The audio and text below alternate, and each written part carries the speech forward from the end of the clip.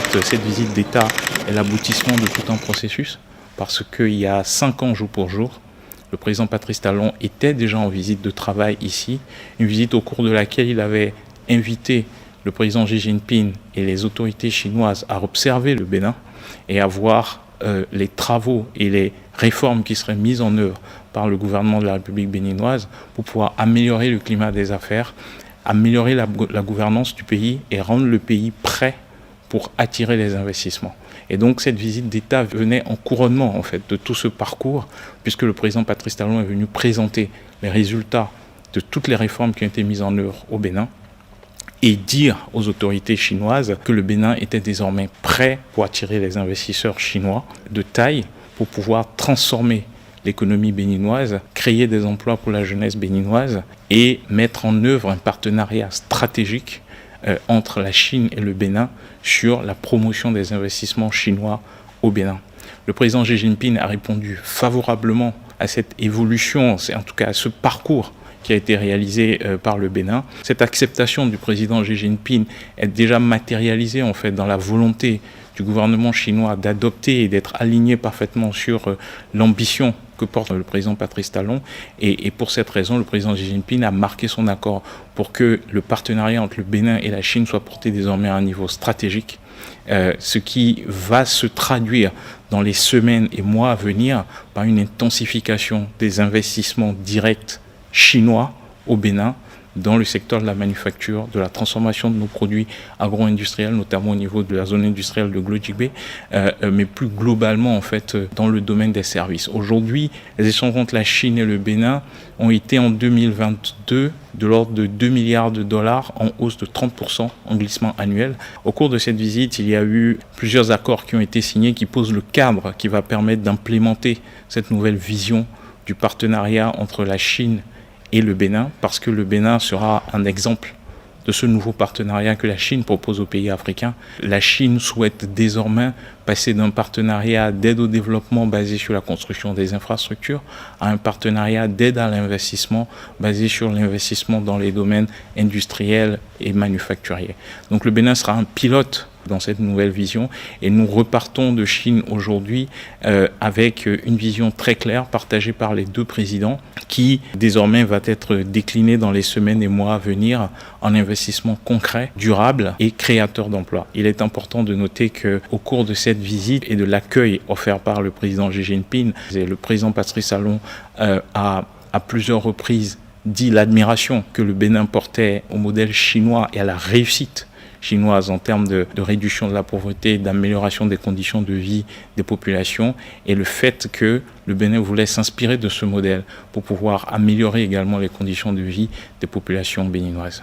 L'objectif que le président Patrice Talon a fixé ce matin lors de sa participation au forum CIFTIS, qui est un forum basé sur le commerce des services dans le monde, c'est de pouvoir doubler ce montant, ce volume d'échange entre le Bénin et la Chine au cours des 3 prochaines années.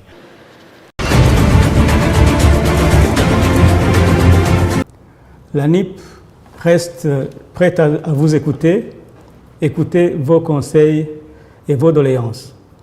Et comme vous le savez, depuis 2017, le gouvernement de la République du Bénin, dans sa vision et perspective de la digitalisation de son économie, a mis en place un système d'identification biométrique et de modernisation de l'état civil. Ce nouveau système se rapporte à un principe et à un concept de l'identification unique de l'individu. C'est-à-dire que tout individu est différent de tout le monde et tout le monde est différent de tout le monde.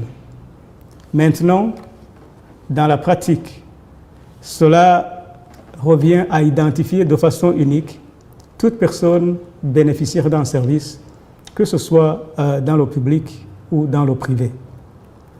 Actuellement, je dois dire que le gouvernement de la République, depuis les 5 dernières années, a fait de grandes réalisations et beaucoup de progrès en matière d'identification de l'état civil. Dès le départ, à travers le RAVIP, une base de données, le registre national des personnes physiques, a été constituée et cette base est devenue l'élément le plus important du système parce qu'il constitue la matière première de tout le système autour de laquelle tournent toutes les applications liées à différents services. Afin d'assurer la remise à jour, la continuité et la pérennité de la base des données, la NIP est en phase de mise en place d'un dispositif d'enrôlement continu et de transfert automatique de données à partir des unités communales, des arrondissements, des communes à statut particulier et des ambassades et consulats pour les Béninois vivant à l'extérieur. Dans le cadre du nouveau mécanisme d'enregistrement d'état civil, la NIP a prévu la mise à disposition des formations sanitaires publiques à tous les centres de santé et à tous les hôpitaux des communes et arrondissements du Bénin, des terminaux, on a mis en place des terminaux, on va mettre en place des terminaux de déclaration et d'enregistrement des naissances aux fins de recueillir toutes les informations nécessaires à l'établissement de toutes les pièces en un bloc. Ainsi, avec ce dispositif, les parents pourront retirer en même temps l'acte de naissance et le CIP ou toute autre pièce de l'enfant. Véritable puits de connaissances, les livres contiennent des trésors inestimables tels que la culture et le savoir. La lecture est une activité qui participe au bon développement intellectuel de toute personne et permet d'acquérir plus de connaissances. La lecture nous permet de faire quoi? De développer notre mémoire. Parce que tu prends un livre par exemple pour lire, cela nécessite beaucoup d'attention. C'est-à-dire tu vas rassembler beaucoup de notions, beaucoup d'informations d'abord avant de comprendre ce que tu lis. Tu prends peut-être un roman, avant de comprendre, tu vas lire, rassembler beaucoup d'informations avant de comprendre. Cela met en exercice tes neurones, ça oblige tes neurones à travailler. Ce qui fait quoi? Ce qui te pousse à commencer par garder peut-être ce que tu lis pour l'instant là. Il y a des livres où des fois où toi-même tu seras obligé d'imaginer peut-être les endroits où les scènes se feront ou bien les endroits où les scènes sont en train d'être faites. Donc, dans ces conditions-là, tu soumets à ta mentalité de se développer. Tu soumets à ta mentalité de se développer. Tu imagines plus le contenu du livre que tu es en train de lire. Cela permet à ta mémoire de s'élargir. Puisque notre mémoire, c'est un muscle. C'est un muscle qu'on doit développer. Et lorsque tu exerces ta mémoire au travers de la lecture, tu permets à ta mentalité, à ta mémoire de se développer, de s'élargir. La lecture permet de faire quoi? D'enrichir notre vocabulaire et d'améliorer notre expression écrite et orale. La lecture agrandit l'âme, dira Voltaire. Arrêter de lire, c'est fermer la porte du savoir. Le manque de lecture engendre des répercussions sur l'avenir de l'apprenant. Un enfant ou bien une personne qui ne lit pas va maintenir son vocabulaire très pauvre. Et là, cela va se faire sentir dans son expression. Lorsqu'il prend le français, que ce soit expression écrite ou bien orale, cela va se faire sentir clairement que cette personne a un vocabulaire très pauvre parce qu'il ne lit pas. Beaucoup de jeunes abandonnent carrément la lecture pour s'attacher aux jeux vidéo, aux jeux immoraux et aussi aux feuilletons et au cinéma. Je ne veux pas dire que ces choses sont des mauvaises choses, mais lorsque tu te détaches complètement de la lecture, tu t'attaches à ces moyens de distraction, alors tu tues petit à petit ta mémoire. Cela ralentit la capacité de ta mémoire de capter, d'acquérir les notions. Un apprenant qui n'est pas amoureux de la lecture aura de difficultés pour vite bûcher les leçons. Cela aussi empêche le cerveau de rester toujours en mouvement. Ouais, ce qui fera que très rapidement, il n'aura pas un âge avancé mais il aura un problème d'oubli. Nos apprenants, cela s'observe très souvent. Il apprend, mais il ne garde pas. Mais est-ce qu'il lit? Malgré l'extension que prennent la technologie moderne, la lecture demeure le plus important moyen de culture, une occupation indispensable et obligatoire. Vous savez, en ce moment, le monde entier, et particulièrement la région de l'Afrique, traverse d'énormes défis, des défis sécuritaires, défis de développement. Et donc, nous avons trouvé opportun, au niveau du mouvement des clubs UNESCO d'Afrique, de se retrouver pour pouvoir échanger sur des approches et des stratégies idoines afin de converger nos idées pour contribuer à la consolidation de la paix et également à la prévention de l'extrémisme violent, et à travers en tout cas des initiatives qui sont endogènes au niveau de l'Afrique. Donc c'est ce qui justifie la tenue de la conférence panafricaine des associations Centre Club UNESCO sous le thème « Tous unis pour une Afrique pacifique et durable ». À travers cette conférence, il est prévu plusieurs panels et ces panels développeront des problématiques en lien avec la sécurité, l'extrémisme violent et des thématiques en lien aussi avec la culture de la paix, les questions d'immigration et autres. Et il est prévu aussi qu'autour de ces panels-là soient mobilisés l'ensemble des experts africains qui pourront partager avec nous un peu les visions sur l'Afrique d'hier, la vision qu'ils trouvent pour l'Afrique d'aujourd'hui et comment est-ce qu'ils voient les perspectives pour l'Afrique de demain. Donc c'est l'occasion pour nous de témoigner notre reconnaissance au gouvernement béninois pour que cette activité vraiment soit une réussite.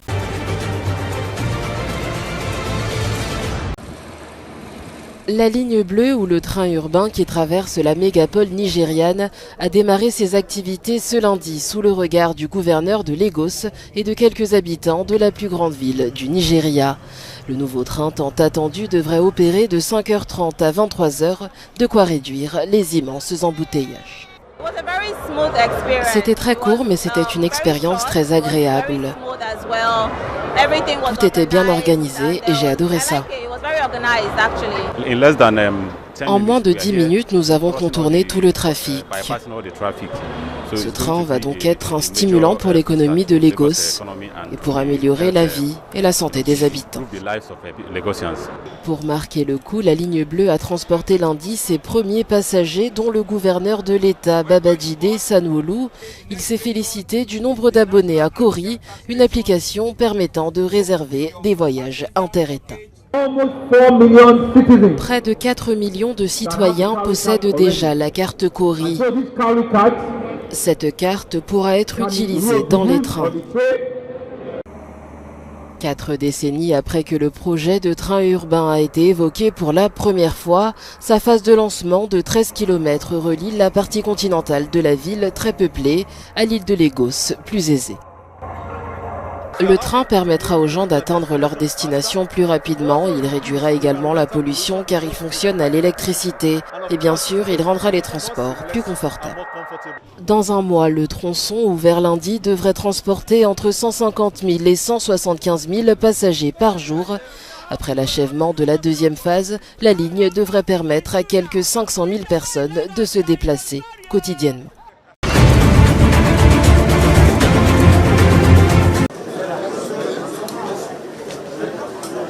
Lors d'une conférence de presse à Niamey, la capitale nigérienne, Ali Mahaman Lamine Zein, le Premier ministre nigérien, a déclaré lundi qu'il espérait un accord avec la CEDEAO, qui a menacé de recourir à la force pour rétablir le pouvoir civil.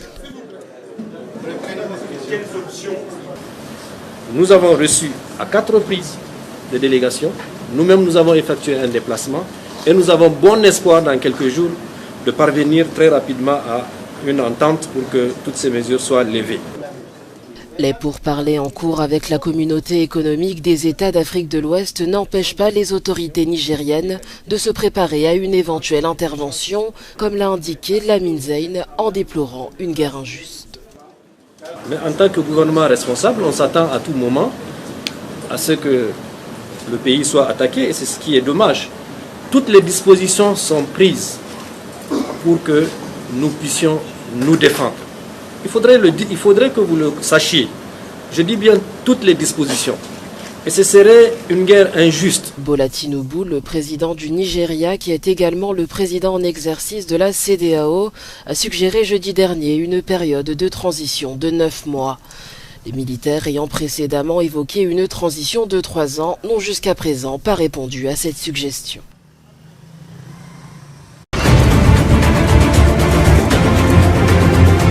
« 17 militaires et 36 miliciens pro-gouvernementaux ont été tués lundi au cours de combats contre des groupes armés dans le nord du Burkina Faso, selon un communiqué publié mardi par l'armée burkinabé. Le Burkina Faso en proie à une insurrection d'inspiration djihadiste menée notamment par des groupes liés à Al-Qaïda et à l'État islamique, et depuis le début de cette année l'épicentre des violences meurtrières au Sahel. Les combats qui ont coûté la vie lundi aux 53 soldats et volontaires pour la défense de la patrie, VDP, une milice pro-gouvernementale, se sont déroulés dans la province de Yatenga, dont l'armée tente de reprendre le contrôle pour permettre aux habitants contraints de fuir les violences de rentrer chez eux.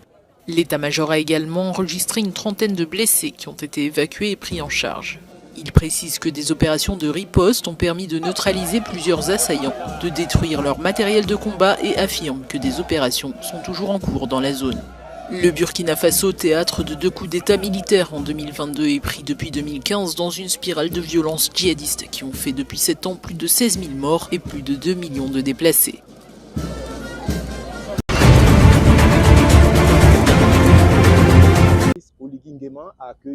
Le président de la transition au Gabon, le général Brice Oligui Nguema, a reçu le président de la République centrafricaine, Faustin Archange Touadéra, qui a été nommé médiateur régional par la Communauté économique des États de l'Afrique centrale, à la suite du coup d'État de la semaine dernière contre Ali Bongo Ondimba, selon la télévision d'État. Le président centrafricain a déclaré avoir pour mission d'engager des pourparlers avec tous les acteurs gabonais et les partenaires du pays afin d'assurer un retour rapide à l'ordre constitutionnel. Après avoir condamné le coup d'État, l'organisation sous-régionale avait suspendu le Gabon de toutes ses instances. Elle semble désormais privilégier la voie diplomatique pour tenter d'obtenir un retour à l'ordre constitutionnel. Respectueusement à bien vouloir vous installer dans vos fonctions de président de la transition. Durant sa prestation de serment lundi dernier, le nouvel homme fort du Gabon s'était engagé à remettre le pouvoir aux civils et a promis d'organiser des élections libres, transparentes et crédibles.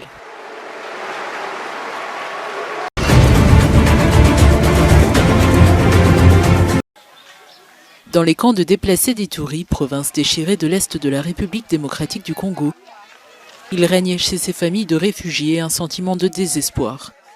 Comme tous ceux qui ont fui leur village, Henriette a dû quitter sa maison à Oualense-Vokutu, quand un soir d'avril 2021, les forces démocratiques alliées affiliées au groupe État islamique ont attaqué.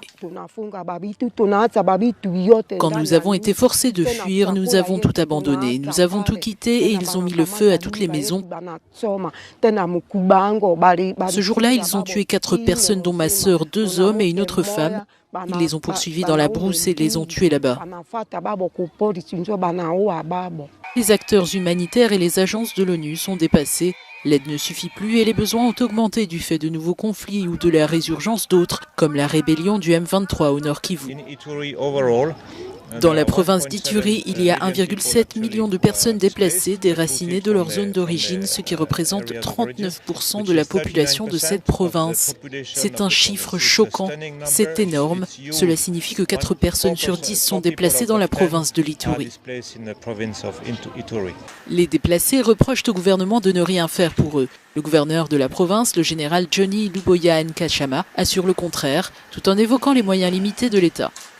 Aujourd'hui, le gouvernement donne, mais les Nations Unies n'arrivent pas parce que, bon, ça fait au moins... Et c'est un déséquilibre, quoi. Donc nous tous, nous avons ce problème là-bas. Et donc c'est tout à fait vrai que ces derniers temps, il n'y a pas une certaine régularité, mais que ce soit les Nations Unies apporter beaucoup d'aide, le gouvernement aussi ait apporté de l'aide. La RDC compte plus de 6 millions de déplacés internes dont la majorité se concentre dans l'Ituri, le Nord et le Sud Kivu. Sur plus de 2 milliards de dollars requis pour leur venir en aide, seuls 747 millions étaient disponibles le 16 août selon le Bureau de coordination humanitaire de l'ONU.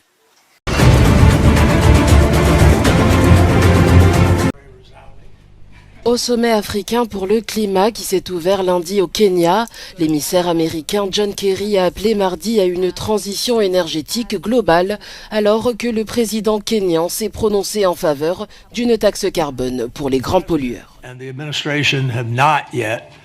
Le président Joe Biden et son administration n'ont pas encore adopté de mécanisme particulier de tarification du carbone. Mais il nous a demandé d'examiner les stratégies qui sont les plus importantes et les plus faisables, de réfléchir sérieusement aux arguments pour et contre et de commencer à y travailler. Personnellement, je soutiens depuis plusieurs années l'idée que l'un des moyens les plus significatifs et les plus efficaces est précisément ce qu'a fait le président kényan William Ruto, à savoir la tarification du carbone. En 2009, les pays du Nord avaient promis de porter à partir de 2020 leur aide climat aux pays en développement à 100 milliards de dollars par an, mais la promesse n'est toujours pas tenue.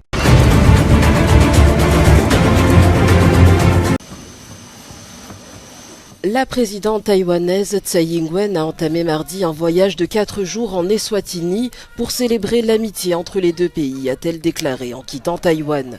Cette visite doit permettre à la chef d'État qui effectue sa dernière année en tant que présidente de consolider les relations entre son pays et le Royaume qui s'avère être son dernier allié dans la région.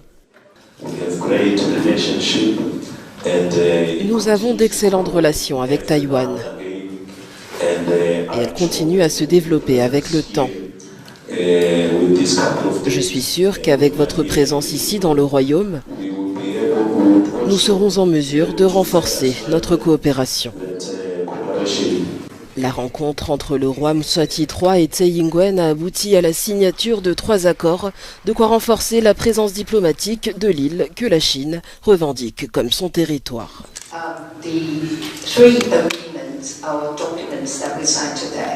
Les 3 accords que nous avons signés aujourd'hui constituent un événement très important dans nos relations.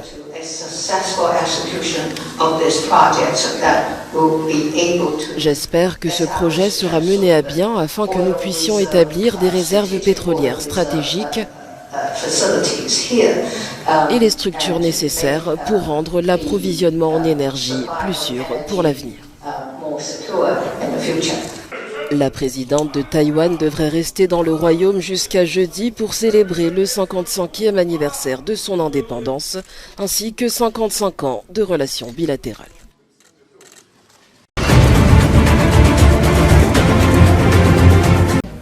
Alors qu'elle participait au premier sommet africain sur le climat mardi à Nairobi, la présidente de la Commission européenne a réitéré l'engagement de l'Union européenne à aider l'Afrique face au changement climatique. Ursula von der Leyen a notamment appelé à plus d'investissements sur le continent. L'action climatique peut être l'un des principaux moteurs de la croissance africaine. Mais pour cela, l'Afrique a besoin d'investissements massifs. Et l'Europe veut être votre partenaire, veut être un partenaire pour combler ce déficit d'investissement. La présidente de la Commission européenne plaide aussi pour la création des chaînes de valeur dans le cadre des opportunités gagnant-gagnant. Nous ne sommes pas seulement intéressés par l'extraction des ressources. Nous voulons nous associer à vous pour créer des chaînes de valeur locales, pour créer de bons emplois ici en Afrique. Nous voulons partager avec vous la technologie européenne. Nous voulons investir dans les compétences des travailleurs locaux. C'est essentiel pour les jeunes, car plus vous serez fort en tant que fournisseur, plus l'Europe diversifiera ses chaînes d'approvisionnement vers l'Afrique et plus nous réduirons les risques pour nos économies respectives. C'est clairement gagnant-gagnant. Le premier sommet africain sur le climat a débuté lundi au Kenya. L'Afrique paie le prix fort du changement climatique dont elle n'est en réalité pas responsable.